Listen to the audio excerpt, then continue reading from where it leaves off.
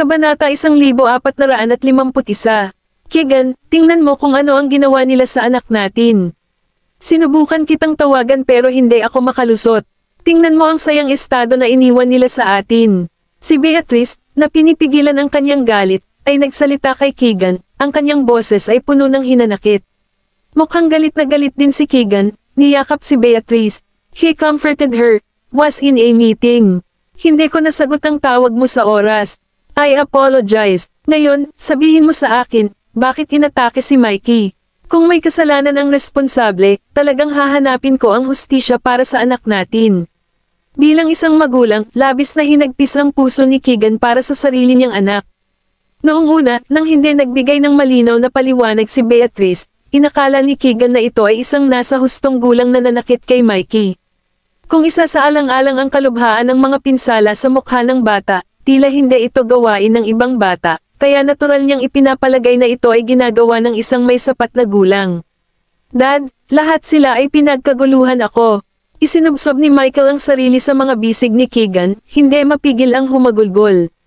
Si Keegan, na mapatla ang mukha, ay hinawakan ng kanyang asawa at anak, sinusubukang aliwin ang kanyang anak. Sabihin mo sa akin, bakit kanila sinaktan? Paano kanila nataman ng husto? Nagkamali ka man, sapat na ang simpleng pagsaway. Sino kaya ang walang awa? Guru ba o ibang tao ang umatake sa iyo? Sisiguraduhin ni Daddy na kukunin ng Education Bureau.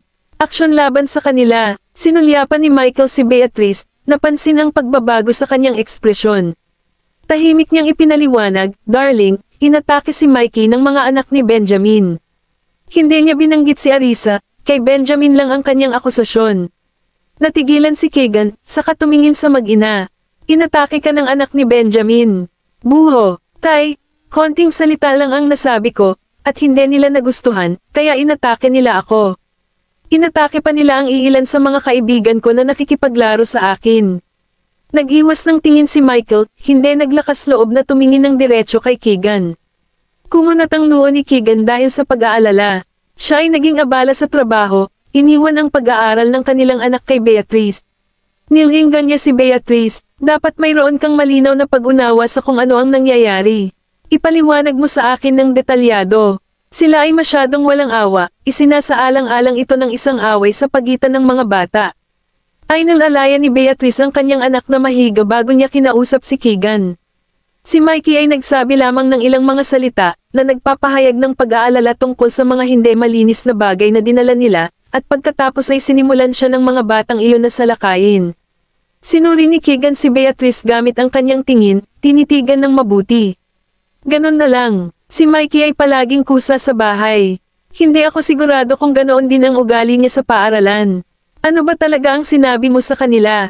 Ininsulto mo ba sila? Mariing tinitigan ni Keegan si Michael. Natakot si Michael sa kanyang ama kaya hindi siya naglakas loob na magsalita. Nagtago siya sa ilalim ng kumot, nakatingin sa kanyang ina na nagmamakaawa na namumulang mga mata. Bakit mo siya pinapagalitan? Nabugbog na siya. Kung hindi mo taitindigan ng anak mo, isa lang yun, kundi ang pag-alitan mo pa siya. Dumilim ang mukha ni Beatrice habang pinagsasabihan si Keegan na ipinagtanggol ang anak. Napatingin si Keegan sa mag-ina, halatang galit. Kung wala siyang kasalanan, bakit nila siya inatake ng ganito? Ano ang lagi kong sinasabi sa iyo? Masyado kang maluwag sa kanya. Ang paraan ng pag-uugali niya sa bahay ay kung paano siya kumilos sa labas. Kung magpapatuloy ito, araw-araw siyang manggugulo paglaki niya. Galit na galit si Beatrice at sumagot, bata pa si Mikey. Hindi mali ang sinabi niya. Nagsalita lang siya dahil sa pag-aalala sa mga kaklase niya. At minamaliit mo pa siya. Deserve ba siyang atakihin? Pinakamaganda ang panganay mo. Halatang galit si Keegan. Why are you bringing up Hector? Mikey ang pinag-uusapan dito. Anong kinalaman ni Hector dito? Natutunan ni Mikey lahat sa kanya. Nanunuyang sabi ni Beatrice, bakit hindi ka pumunta at pag-alitan ng iyong panganay? Kabanata 1452. Labis na inistorbo si Keegan kay Beatrice. Ang kanyang ekspresyon ay hindi kapani-pani walang seryoso. Lahat sila ay walang konsiderasyon, naisip niya sa sarili. Tell me honestly, ano ba talaga ang sinabi mo tungkol sa kanila? Tinanong ni Keegan ang kanyang nakababatang anak na si Michael. Si Michael ay nanginginig na hindi mapigilan. Hinawakan siya ng mahigpit ni Beatrice, galit na nagsalita para sa kanyang anak. Ang sinabi lang niya ay ang kanilang chili sauce ay hindi malinis at maaaring makapinsala, at sinimulan nila siyang salakayin. Nanatiling seryoso ang ekspresyon ni Keegan. Mayroon bang surveillance footage? Wala akong kasama. Ibinaling ni Beatrice ang kanyang ulo, inaalo ang kanyang anak.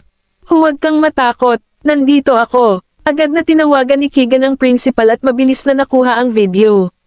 Pinanood niya ito mula umpisa hanggang matapos, lubos na nauunawaan ang pagkakasunod-sunod ng mga pangyayari na humahantong sa away ng mga bata. Sa isang mahigpit na titig na nakatuon kay Michael, na nakayakap sa mga bisig ni Beatrice, tinanong niya, bakit mo inakusahan ang pagkain ng isang tao na lason ng walang anumang dahilan? Hindi niya maintindihan kung bakit patuloy pa rin silang sinisiraan ni Michael kahit na nagpaliwanag na ang kabilang partido. Hindi nakapagtataka na siya ay binugbog. Hindi ko sila gusto. Nagawa ni Michael na magsalita. Dad, kailangan mo silang turuan ng leksyon. Nasaktan nila ako ng husto. Tumingin si Keegan sa kanyang anak na hindi nagpakita ng mga palatandaan ng pagsisisi. Sumulyap siya kay Beatrice, tingnan mo ang mabuting anak na pinalaki mo. Kung wala ka ng magandang gawin, umuwi ka na. Gumagawa ka ng eksena. Labis na nalungkot si Beatrice. Maaari ba tayong maging kalmado kapag ang ating anak ay uuwi na may malubhang pinsala? I see he's still being defiant, which means there's no real issue.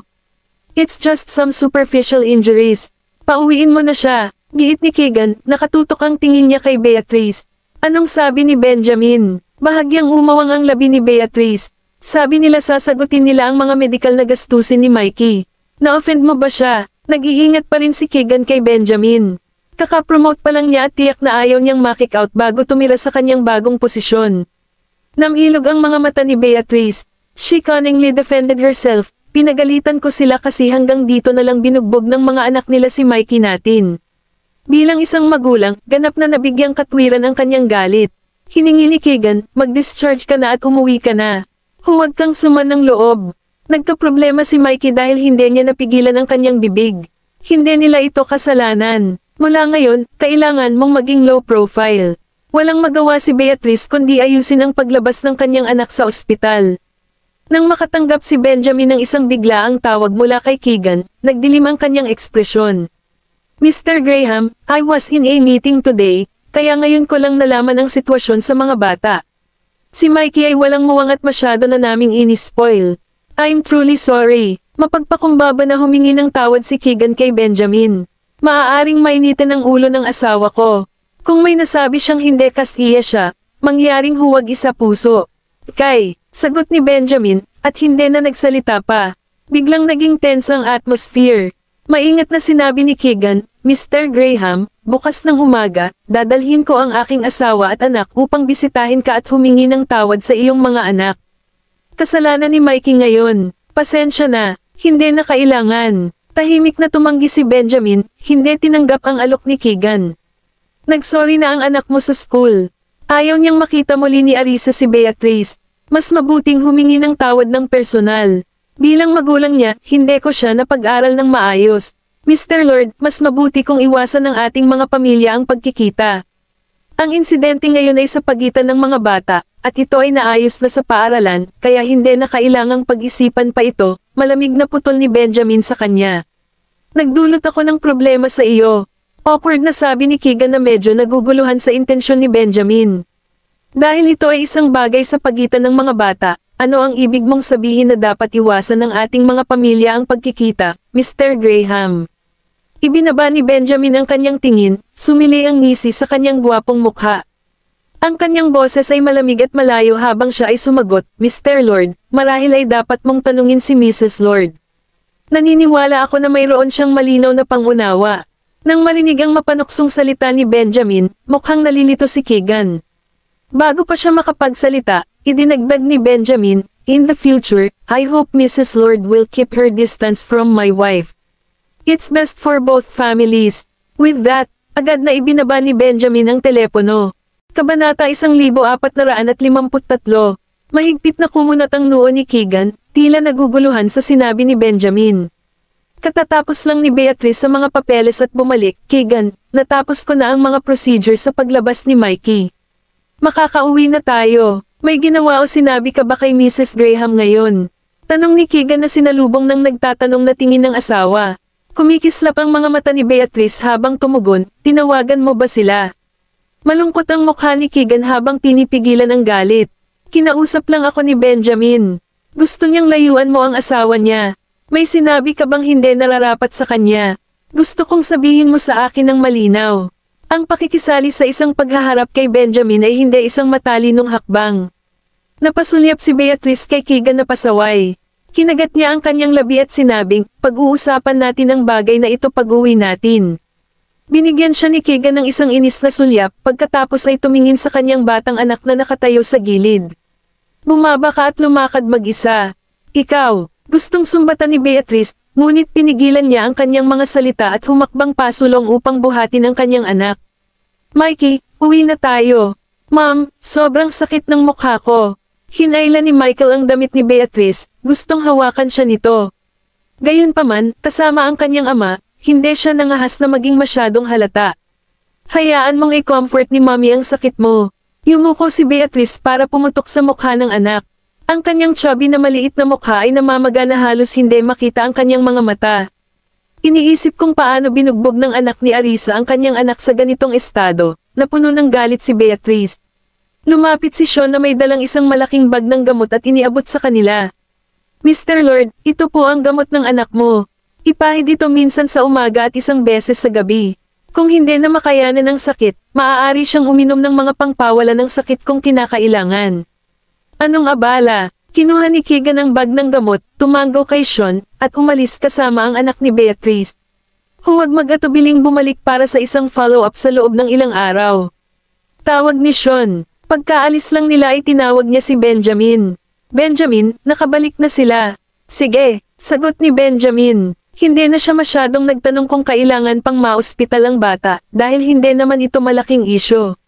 Sa halip, nagkusa si Sean na sabihin sa kanya ang tungkol sa pagtatalo ni Keegan at Beatrice na katatapos lang mangyari. Benjamin, nagkaroon lang sila ng matinding pagtatalo sa ward. Let me tell you, mukhang hindi tanga si Keegan.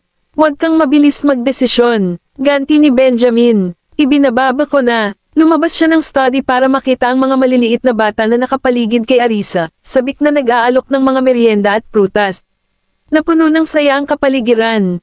Ang sulok ng bibig ni Benjamin ay likas na umangat, at ang kanyang mahigpit na aura ay lamambat kasabay nito. Nang makita siyang humakbang ay kumaway si Arisa na nakangiti. Pumunta ka at kumain. Sinulyapan sila ni Benjamin, lumapit kay Arisa, at malumanay na nagtanong, nagugutom ka ba? Hindi mapipigilan ang bibig mo. Medyo walang muwang si Arisa, at inabot ni Benjamin ang buhok niya. Hindi ka ba kumakain? Napatingin si Arisa sa kanya, ngumunguya pa ang bibig na parang maliit na ardilya.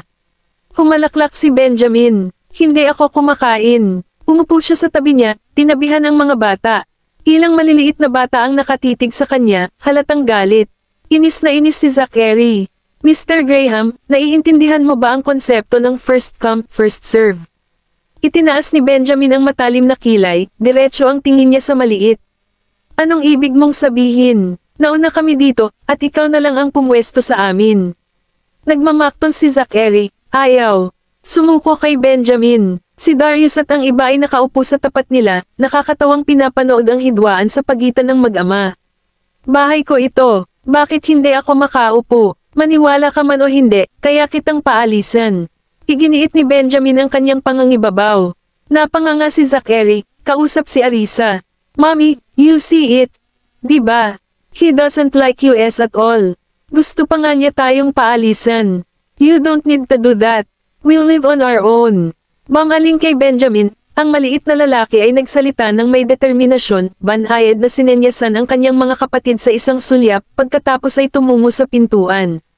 Gavin, Tim, alis na tayo. Pinaikit ni Benjamin ang matalim niyang mga mata, pinapanood silang umalis ng hindi nagsasalita para pigilan sila. Kabanata 1454. Nagpalitan ng tingin sina Gavin at Tim bago mabilis na sumunod sa pangunguna ni Zachary. Darating ang panahon na pagsisisihan mo ito. Tagumpay na sabi ni Gavin, pinandilatan si Benjamin. Pagkatapos, hawak ang kamay ni Tim, umalis sila ng bahay na nakataas ang kanilang mga ulo. Hindi napigilan ni Benjamin ang mapatawa. Ano na naman ang ginagawa ng mga batang ito? Natalo sila sa akin ng napakabilis ngayon. Hindi man lang siya kinakabahan, pero si Arisa. Nag-aalala siyang baka lalo pang magulo ang relasyon nilang mag-ama. Zachary, bumalik ka. Anong kaguluhan ta? Binibiro ka lang ng daddy mo. Mommy, mukha ba siyang nagbibiro? Halatang seryoso siya, ayaw niya sa amin. Ayaw din naman namin sa kanya.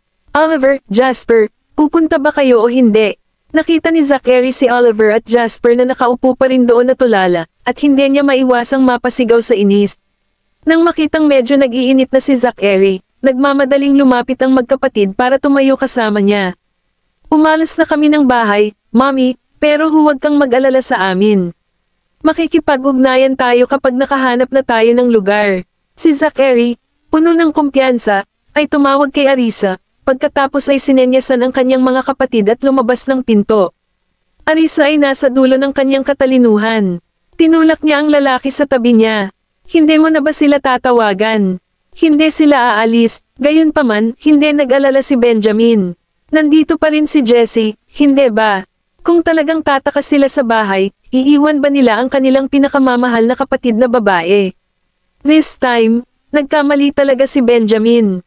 Ayaw lang ni Gavin at ng iba pang isali ang kanilang nakababatang kapatid na babae sa kanilang mapanganib na pagsisikap. Nagkaysa silang nagpasya na hayaan si Jessie na manatili sa bahay, kung saan maaari niyang bantayan ang mga aktibidad ng kanilang ama at inaanumang oras. Saan kaya sila maaaring pumunta sa ganitong oras? Halatang nag-aalala si Darius habang pinagmamasdan ang pag-alis ng maliliit na bata, nawawala ang kanilang mga figure sa gabi. Lumingon siya at pinagsabihan si Benjamin, bilang isang ama, dapat alam mo man lang kung paano sila aliwin. Sinulyapan ni Benjamin ang malungkot na tingin ng matanda. Kung nag-aalala ka, dapat kang pumunta at aliwin sila. Binigyan siya ni Darius ng masamang tingin at sarkastikong sinabi, no wonder hindi ka pa rin nila tinatawag na daddy, it's all your own doing. Pagkatapos ay inutusan ni Darius ang mayordomo at si Maria na habulin ang maliliit na bata. Tumingin si Arisa at mamulong, hindi nagbibiro ang mga bata, di ba? Sumulyap si Benjamin sa kanya at panatag na sinabi, sa pagmamasid ng mga bodyguard, hindi sila makakalabas. Naisip din ni Arisa na may katuturan ito, hulaan na nakikipaglaro lang ang mga maliliit kay Benjamin at babalik sila pagkatapos mamasyal sa hardin.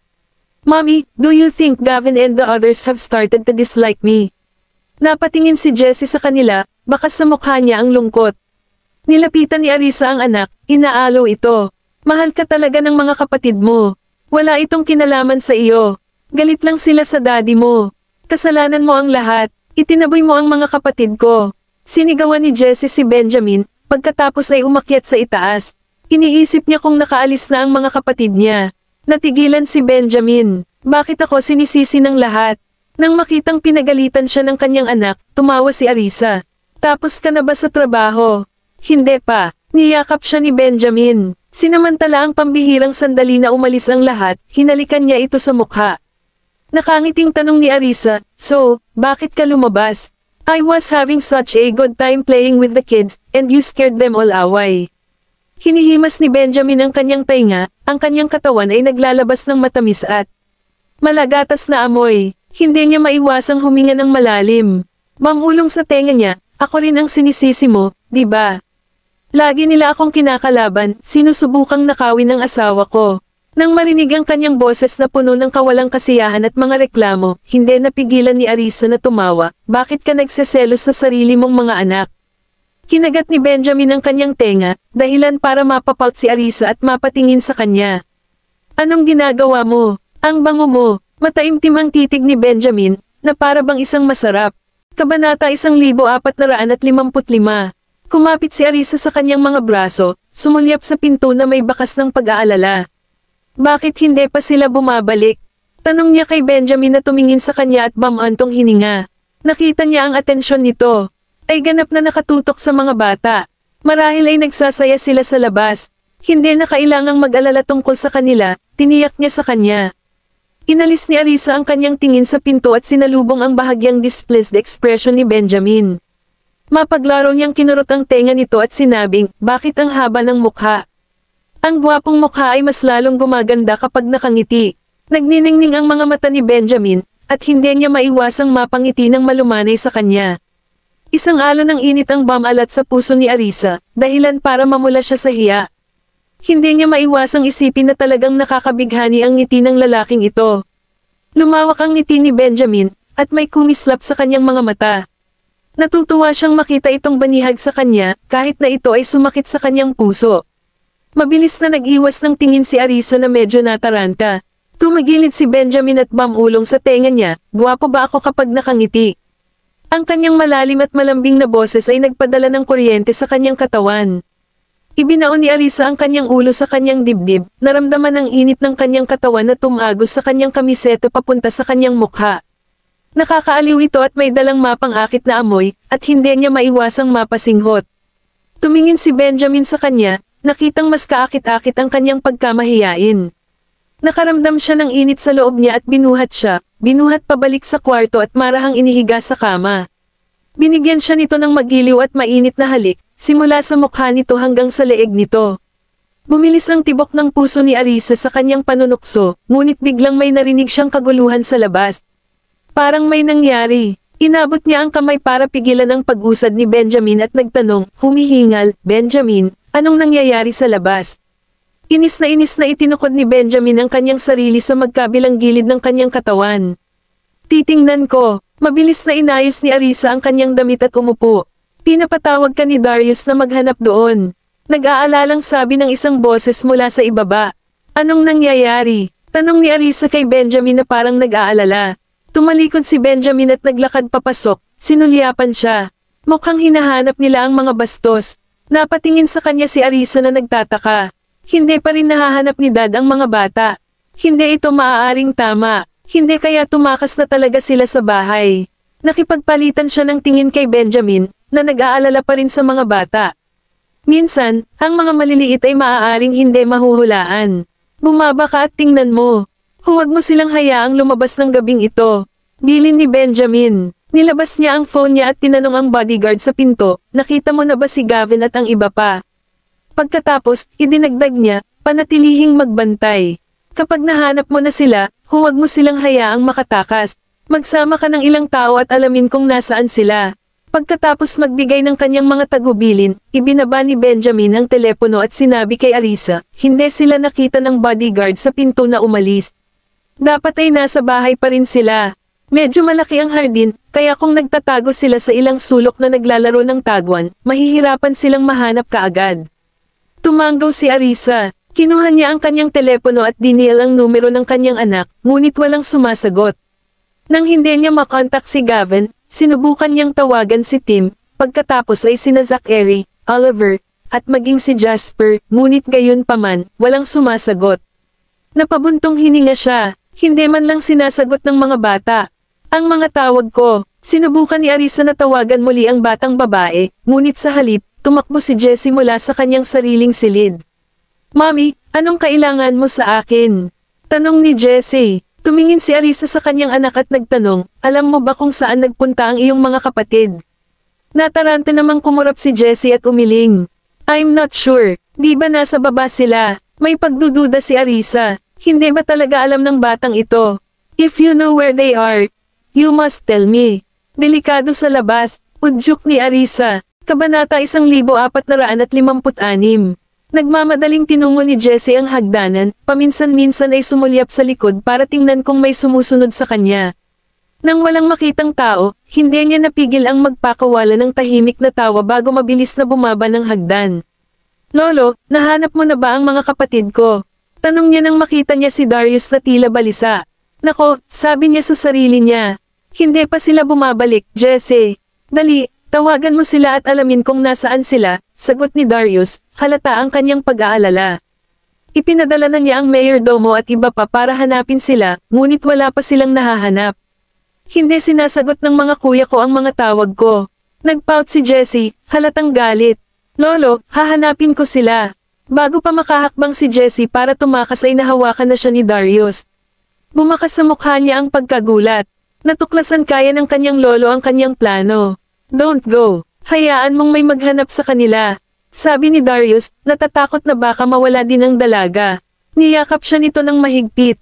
Nang makita ang nakakunot na noo ng matanda, nakaramdam si Jessie ng matinding kirot sa puso. Lolo, don't worry. She reassured him. Hindi mawawala ang mga kapatid ko. Napakatalino nila. Kahit lumabas sila, aalagaan nila ang sarili nila. Sinalubong ni Darius ang nakakaaliw na tingin ng batang babae, at uminit ang kanyang puso. Mabuti pang hindi gumala sa labas. May masasamang tao dyan. Nakatagpo kamakailan si Darius ng mga balita tungkol sa mga human trafficker, bukod sa paghihiganti sa mga kaaway. Tiyak na ayaw niyang makatagpo ng ganoong sitwasyon ang sarili niyang mga apo. Tumanggo si Jessie, iniisip sa sarili na lihim siyang magpapadala ng mensahe sa kanyang mga kapatid mamaya, na humihiling sa kanila na mag-ingat. I wonder kung nakaalis na sila, she thought. Sa itaas, hinimok ni Arisa si Benjamin, bumaba ka at hanapin sila. Magiging maayos ang lahat kapag nakumbinsi mo sila. Ungol ni Benjamin bilang tugon ngunit tumalikod upang kunin ang kanyang pajama. Pinagmasdan ng mabuti ni Arisa ang kanyang figure. Inihanda na ni Benjamin ang lahat bago siya binuhat sa banyo. Maligo ka muna. I'll go and check downstairs. Okay. Tumanggo si Arisa, binigyan siya ng ilang paalala. Kapag kausap mo ang mga bata, huwag kang masyadong mahigpit. Huwag mo silang takutin. Magsalita ka ng mabait. Alam kong sabi ni Benjamin sabay haplos sa pisngi niya.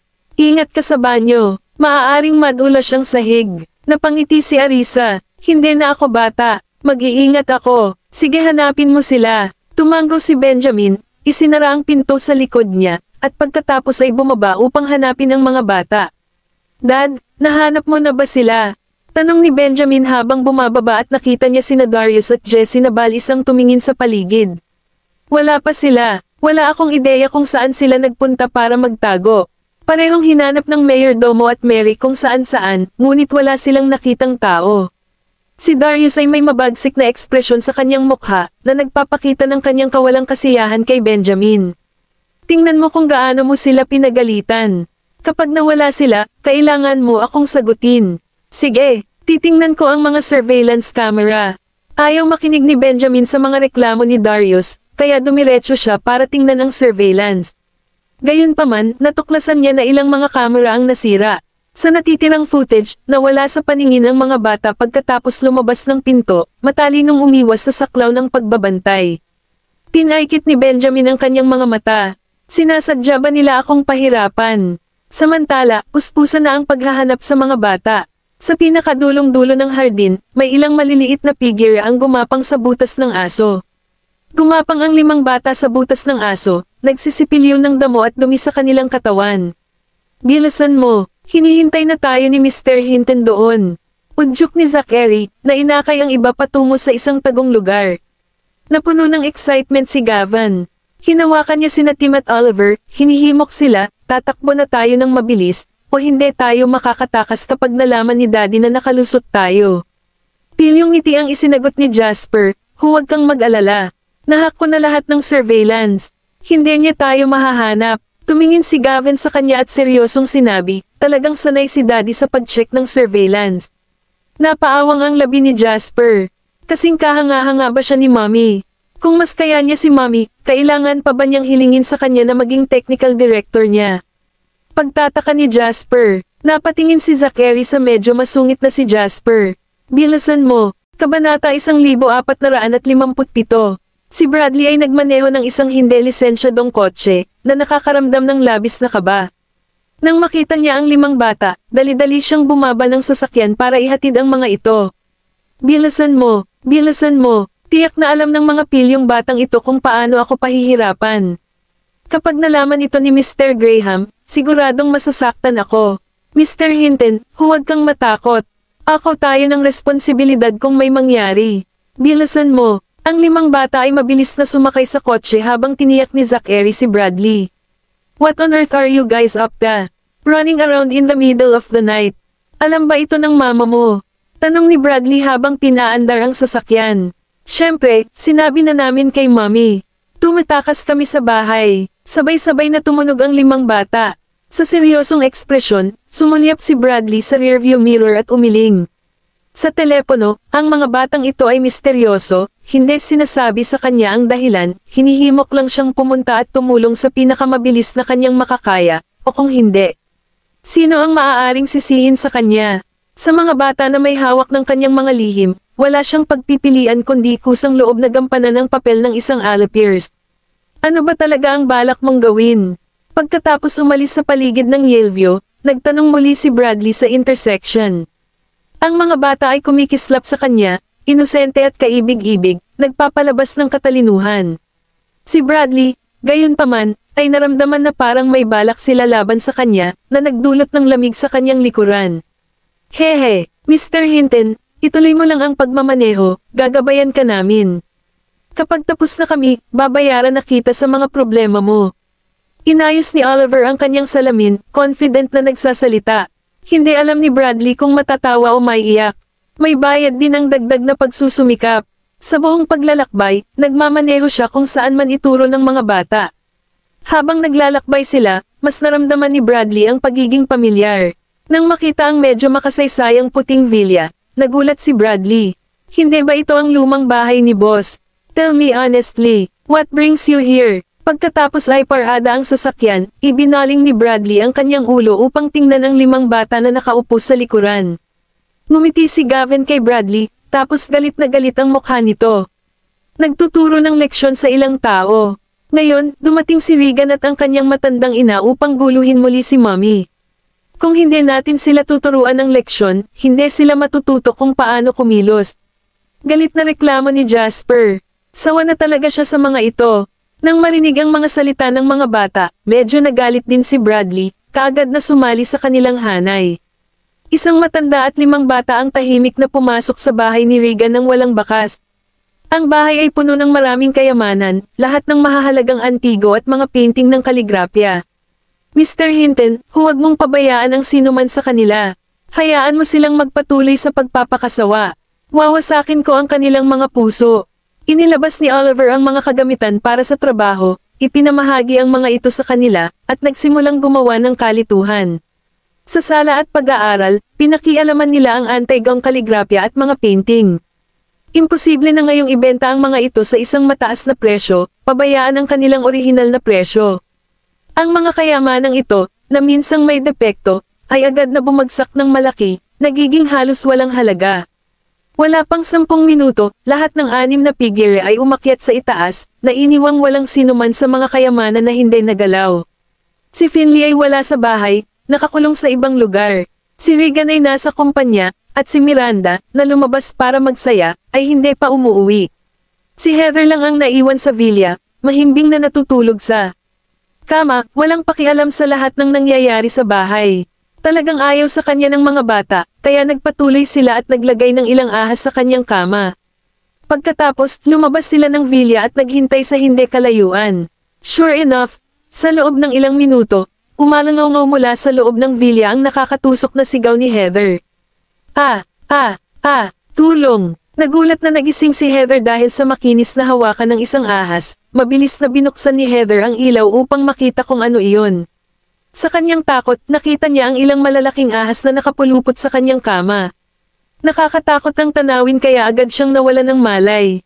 Bakit ang tahimik bigla? Don't tell me she got scared to death. Sumilip si Jasper sa direksyon na iyon, may bakas ng schadenfreude na kumikislap sa kanyang mga mata. Biglang tumahimik, baka matakot siya. Sabi ni Zachary, nakakunot ang gilid ng bibig niya na may malademonyong ngisi.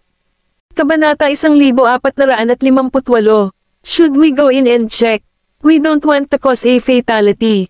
It's not worth it. Natuwa si Gavin na matakot si Heather, ngunit nag-aalala rin siya na baka lumampas na sila. Tumingin sa kanya si Oliver, hindi siguradong sinabi, hindi siya dapat maging ganoon kaina, tama. Isang matandang tao na takot mamatay sa isang ahas. Hindi kailanman ganito kaiya si Mommy. Pupunta ako at titingnan. Ayaw nang magkagulo ni Bradley, kaya binuksan niya ang pinto ng kotse para puntahan ito at tingnan. Bigla siyang nakakita ng sasakyang papunta sa entrance ng villa, kaya dali-dali siyang bumalik sa kanyang sasakyan. Bumalik na si Miranda, lumabas ng sasakyan na may bakas ng kalasinggan. Mr. Hinton, gusto mo bang sumama sa isang tasa ng tsaa bago ka umalis? Kaagad pagkatapos, sinundan siya ng isang lalaki, pinulupot ang kanyang braso sa kanyang baywang, at hinalikan siya ng walang pag-aalinlangan. Munting enchantress, sigurado ka bang mag-imbita ng isang lalaki sa iyong tahanan sa kalagitnaan ng gabi? Si Miranda ay parang walang buto na manika na nakabalot sa lalaki. Ang kanilang mga halik ay mapusok, na nagpapahiwatig ng isang resolusyon noon at doon. Mabilis na tinakpan ni Bradley ang mga mata ng maliliit na lalaki. Masyadong nanlilisik, huwag kang tumingin. Walang kahihiyan ang babaeng ito. Naiinis na sabi ni Jasper, nagmumura sa ilalim ng kanyang hininga. Mr. Hinton, dali-dali kang magpa-picture para mapanatili natin ito. Kung maglalakas loob siyang manggulo sa hinaharap, magpapakita tayo ng sarili niyang ugali. Napaka-composed ni Gavin. Hindi siya papayag na maabala sa mga bagay na hindi magandang tingnan, kaya diretsyo niyang inutusan si Bradley na alagaan ito. Ito ay isang magandang ideya. Si Bradley ay puno ng pananabik, mabilis na nakuha ang sandaling ito. Si Miranda ay nagkagulo sa lalaking iyon sa hardin ng bulaklak, at ang kanilang intimate acts ay nakuhanan ng kamera ni Bradley. Ang mga shot na dapat ay kinuha, at ang mga hindi dapat ay mahusay na naiwasan. Ito ay tulad ng isang umuusok na eksena, alam ng sino mang may sapat na gulang kung ano ang kanilang ginagawa. Makalipas ang kalahating oras, lumabas ang dalawa, gusot ang kanilang mga damit. Kumapit sila sa isa't isa, ayaw maghiwalay, nagsalo ng matagal na halik bago tuluyang naghiwalay. Umalis ang sasakyan, at pumasok si Miranda sa pinto. Ang villa ay maliwanag na naiilawan, na sinundan ng isang hiyawan. Pagkatapos ay ang tunog ng mga yabag ng paa. Wala pang isang minuto, umalangaw-ngaw ang takot na boses ni Miranda. Mom, wake up. Please don't scare me. What's wrong with you? Sinasampal ni Miranda ang walang malay na si Heather na bumagsak sa tabi ng kama, tumatawag saglit, ngunit walang bakas ng paggising ng babae. Takot na takot siya, bumagsak siya sa kama. May naramdaman siyang malambot at malamig na bagay sa ilalim niya. Nang inabot niya ito upang hawakan, napagtanto niyang isa itong ahas. Takot na takot siya na parang lalabas na ang kaluluwa niya sa katawan niya. Mabilis siyang tumabi, natakot na nakatingin sa kama kung saan nagsimulang dumulas ang ilang ahas, nakataas ang kanilang mga ulo upang tingnan siya. Hindi na nag-abala pa si Miranda sa kanyang ina. Nadapa siya at tumakbo palabas ng kwarto ni Heather. Si Bradley at ang 5 maliliit ay nakaupo sa kotse. Nang marinig ang tunog na muling nawala, nagpalitan sila ng tingin. Nahimiti din ba yung babaeng yon? Tanong ni Tim, baka sa mukha niya ang hindi makapaniwala. Ngumisi si Zachary, mga walang kwentang tao. Dapat silang matakot hanggang mamatay. Papasok ako at susuriin ko. Hindi naman sa nag-aalala si Bradley sa kanila. Gusto lang niyang makasigurado na walang masasaktan. Mr. Hinton, maghintay ng kaunti. Pinigilan ni Gavin si Bradley. Napansin ang figure ni Miranda na lumilitaw sa unang palapag. Si Miranda ay gamulong pababa mula sa itaas, nagmamadaling lumabas ng pinto sa takot. Hindi siya nawala ng malay. Parang mas may kaya siya kaysa sa nanay niya. Hinaplos ni Oliver ang kanyang baba, nakatingin kay Miranda na parang tanga. Maluhaluhang tinawag ni Miranda si Regan, nauhutol saglit bago niya maipit ang kanyang mga salita. Tay, bumalik ka dali. May nangyari. Samantala, umalangaw-ngaw mula sa itaas ang sigaw ni Heather. Nasa labas sila sa kalye, at sa bintana, may nakita silang isang figure na papalabas ng silid. Mukhang ayos na ang lahat. Uuwi na ba tayo? Napatingin si Bradley sa 5 maliliit na bata, na lahat ay tumanggo bilang pagsang-ayon. Huminto ang kamay ni Bradley habang pinaandar ang sasakyan, sumulyap sa rearview mirror. Medyo naawa siya sa mga ahas na iyon. Kung haharapin sila ng pamilya York, tapos na sila. Ayaw mo na ba sa mga ahas na yan? Sino bang may sabing ayaw na natin sa kanila? Tim, sabihin mo umalis na sila dali. Tuwang-tuwang paalala ni Jasper kay Tim. Kinuha ni Tim ang kanyang ploto at tumugtog ng ritmo saglit. Samantala, maraming ahas mula sa villa sa itaas ang mabilis na lumabas ng silid, paikot-ikot sa hagdanan. Nang makita ang mga ahas na humahabol sa kanila, si Miranda at ang kanyang ina ay natakot at nagsimulang magkalat sa lahat ng direksyon.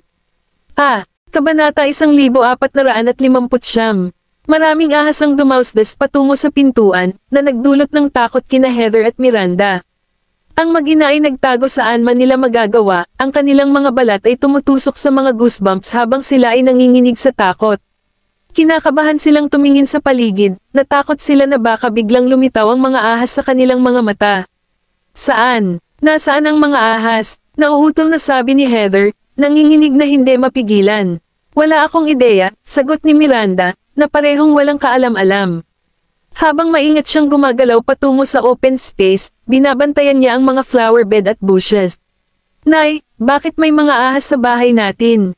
Ang estado ng pagkawasak sa bahay ay naiwan sa kanyang isip na blanko sa isang sandali. Wala siyang pakialam kahit ano paman. Lumapit si Heather kay Miranda, namumutla ang mukha. I don't know. I was sleeping. Miranda, can you check if those snakes are still there?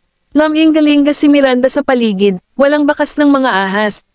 Hindi siguradong tanong niya, Nay, tumakas kaya sila? Napakapit si Heather sa kanyang braso, balis ang iniskan ang kanyang paligid. Nakatayo siya sa entrance ng villa, takot na pumasok sa loob. Sa sandaling iyon, ang mga ahas na iyon ay maayos na gumalaw sa kotse, na hinayla ng tunog ng plota. Hehe, ang husay nila.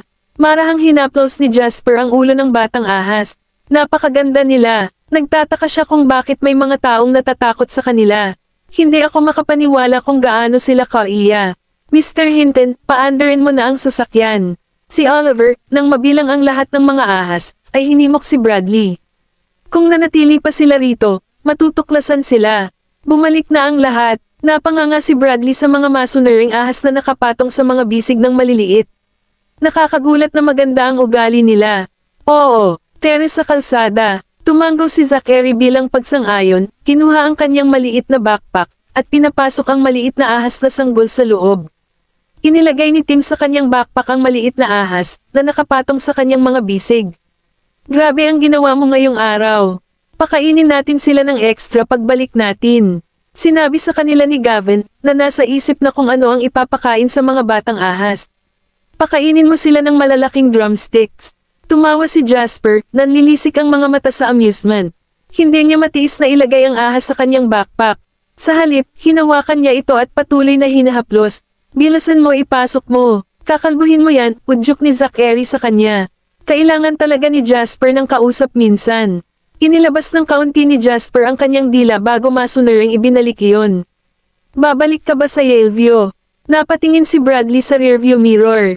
Natapos na ba ng 5 maliliit na bastos na ito ang kanilang kalokohan at nagpa siya na huwag tumakas sa bahay? Masyadong excited ang 5 bata ngayon lang. Ngayon lang nila siniseryoso ang isyong ito. Nagpapalitan ng tingin sa isa't isa. Hindi na tayo babalik, deklara ni Gavin, puno ng pagpupersage. Tumakas kami sa bahay, at hindi na kami makakabalik. Saan ka pupunta? Tanong ni Bradley sa kanila. Dapat may patutunguhan diba? Let's head to your place. Sabi ni Zachary, sumunyap kay Bradley, dahilan para bahagyang manginig ang huli, nanginginig ang mga kamay sa manibela bilang tugon. With a dry chuckle, Bradley advised the little ones, I don't think it's a good idea. I believe it's better for you to go home. Kung hindi, mag-aalala talaga ang mommy mo, at ang daddy mo ay hindi isang taong dapat pagtripan. Ang pinakabaod ng bagay ay hindi niya kayang saktan ng mga ito. Kung nalaman ni Mr. Graham na ako ang nag-alis ng mga maliliit, kapahamakan iyon. Kung sila ay dinala sa aking lugar, hindi ba't iyon ay pumupukaw lamang ng pugad? Mr. Hinton, ang duwag mo, naiinis na sabi ni Zachary. Humalaklak si Bradley, baka makilala din ni Jay ang gumawa ko. Mr. Hinton, pumunta sa lugar na ito. Binuksan ni Gavin ang kanyang mobile phone at minarkahan ang ruta para kay Bradley. Isa itong high-end na apartment sa sentro ng lungsod, na may ganap na 5-star na serbisyo sa hotel. Sigurado ka ba? Tiningnan ni Bradley ang maliit na may pagdududa. Tumanggaw si Gavin. Talaga, may bahay ako doon. Si Bradley ay lubos na namangha. Mayaman talaga ang iyang master. Sige, ihahatid na kita dyan. Curious din siyang makita kung gaano karangya ang lugar na iyon. Gavin, ilang bahay ba talaga ang pag-aari mo? Bahagyang umikot ang mga mata ni Gavin. Hindi niya binigay ang address. Sa tingin ko may mga 7 o 8. Kabanata 1460. Wow, ang dami. Hindi maitago ni Oliver ang inggit. Sino ang bumili ng mga ito para sa iyo? Daddy. Napatingin sa kanila si Gavin, puno ng kalokohan ang mga mata. This time, you can ask Daddy to buy it for you. Hindi tayo uuwi hanggat hindi siya umuuwi. Kung hindi, lugi na talaga sayo. Tumanggaw si Oliver. I think so to. Palagi na lang sinasabi ni Daddy na hindi siya naglalaro ng paborito. Kung mayroon ka, tiyak na mayroon din kami. Haha, ang daming pera. Naningkit ang mga mata ni Jasper sa saya habang sinasabi, we absolutely have to choose for ourselves. Kailangan bang maging mapili? Bumili ka na lang ng katulad ni Gavin. Sumandal si Zachary sa kanyang upuan, kalmado at kalmado, na parang amo na namumuno sa kanyang imperyo. Tumingin si Tim sa kanila, at may pumasok na tanong sa isip niya. Ganon pa ba kalaki ang pera ni Daddy? Di ba lahat ng pera niya binigay niya kay Mommy? Lahat ng pera ni Daddy ay napunta kay Mommy, kaya kung gusto pa natin ng bahay, hindi ba natin kailangang gumastos ng pera ni Mommy? Tama, nagsalubong ang kilay ni Oliver habang nakatingin sa mga kapatid. So wala na tayong natira. Don't worry, napakagaling kumita ng pera ni Daddy. Ang 1 dosenang bahay ay wala sa kanya. Itanong mo na lang. Tusong ngiti ang isinagot ni Gavin. Sa pagsulyap sa kanila sa rearview mirror, bahagyang kinukat ni Bradley ang kanyang bibig. Ang sariling mga anak ni Mr. Graham ay nagbabalaklaban sa kanya. Ito ay medyo bagay. Ipinadala ni Bradley ang mga bata sa kanilang apartment sa hotel. Pagkatapos, sinundan niya ang mga maliliit hanggang sa itaas na palapag, ang penthouse. Gavin, ang laki ng lugar na ito.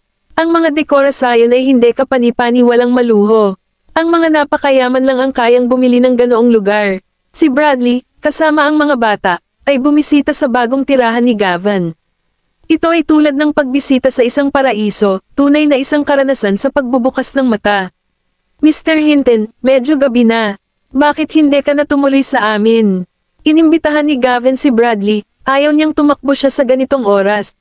Sapat na ba ang mga kwarto? Pang-aasar ni Bradley. Tumanggaw si Gavin. Oo, natutulog sila sa akin sa master bedroom. So, feel free to choose any guest room. Niyakap siya, binigyan siya ng halik ni Bradley at sinabing, Gavin, kapag nalaman ito ng daddy mo, dapat protektahan mo ako, okay? Mr. Hinton, makatitiyak ka. Paprotektahan ka namin. Si Jasper, sa matuwid na paraan, ay tinapik ang hita ni Bradley. Bradley chuckled, looking around the new environment, dapat ba tayong mag-order ng pagkain para ipagdiwang ang paglipat sa bagong bahay? Hindi ba iyon ang magiging mood? Sige na at umorder ka na. Medyo nagugutom na ako. Maligo muna tayo. Umikot si Zachary, sabik na subukan ang bathtub. Maligo ka na dali. O-order ako ng late night snacks ngayon. Hinimok sila ni Bradley na maligo, pagkatapos ay umupo sa sopa upang magsimulang mag-order ng takeout. Sa sandaling iyon, tumunog ang doorbell. Hindi pa pumapasok ang 5 maliliit na bata para maligo, sabay na bumaling ang tingin nila sa pinto sa pintuan. Nagtatakang tanong ni Bradley, sino ang maaaring bumisita sa ganitong oras? Ang kanyang puso ay lumaktaw ng ilang mga tibok, isang pakiramdam ng foreboding na gumagapang. Ang 5 bata, gayunpaman, ay higit na binubuo kaysa sa kanya. Pumunta si Gavin sa pintuan, sumilip sa peephole, at bumalik sa kanila, sinabing, tao ni Daddy. Si Ethan, kasama ang isang grupo ng mga bodyguard, ay naghihintay sa pintuan. Pagkaraan ng ilang sandali, nang walang dumating upang buksan ito, wala silang pagpipilian kundi ang tumawag. Mga bata, alam kong nandito kayo. Mangyaring lumabas, at umuwi na tayo. Hinihintay kayo ni na Mr. Graham at Mrs. Graham sa bahay. Ngumuso si Gavin. Hindi na nag-abalang magtago. Kung mahahanap nila ang lugar na ito, nangangahulugan ito na mayroon silang sistema ng pagsubaybay. Bumalik ka. Dito tayo matutuloy ngayong gabi. Medyo sumakit ang ulo ni Ethan, patuloy na sinusuyo ang mga bata. Mga bata, bakit hindi kayo sumama sa akin? Kung hindi, kung magalit tayo kay Mr. Graham, hindi magiging maganda. Sabihin mo sa kanya na hindi na tayo babalik. Siya ang nagpal-iya sa atin. Tumakbo si Zachary sa pinto at sumigaw sa labas. Napangiti si Ethan, masayang sinabi, paano ka mapaalis ni Mr. Graham? Tiyak na hindi niya sinasadya. Talagang nagmamalasakit siya sa iyo. Sinasadya niya, hindi tayo uuwi ngayong gabi. Tingnan natin kung ano ang magagawa niya tungkol dito. Ganti ni Zachary.